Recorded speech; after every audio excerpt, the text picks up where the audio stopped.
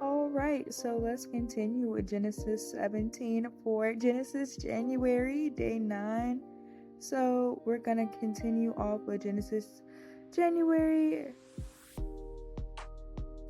Ooh, I'm tired. If you haven't seen the video directly before this is kind of past my bedtime, but I didn't forget. With Genesis January, chapter 17, and now we're just going to start off with verse 15.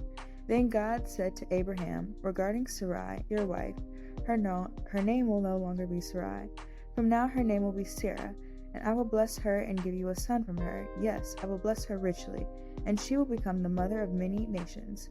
Kings of nations will be among her descendants. That's also really cool too, because they're both pretty old at this point. I mentioned it in the video directly preceding this, but he's 99 years old right now. Sarai is old too now, but he said what he said, and he meant it. Then Abram bowed down to the ground, but he laughed to himself in disbelief. How could I become a father at the age of 100? So now he's not even 99, he's 100 now. And how can Sarah have a baby when she is 90 years old? So Abram said to God, may Ishmael live under your special blessing.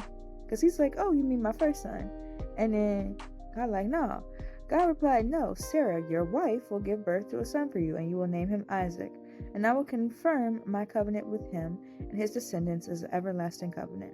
As for Ishmael, I will bless him also, just as you have asked.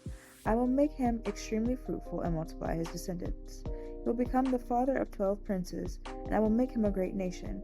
But my covenant will be confirmed with Isaac, who will be born to you and Sarah about this time next year. When God had finished speaking, he left Abraham.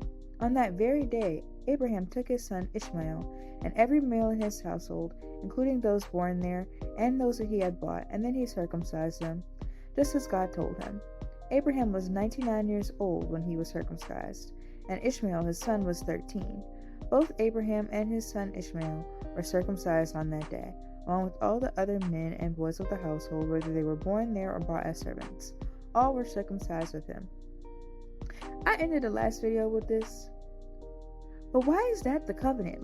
There's a reason for everything God has said. What is the reason for that one specific thing? Also, I think it's funny that he left. He's like, oh, you mean my first son? And the guy's like, But yeah, so concludes Genesis 17. See you tomorrow for day 10.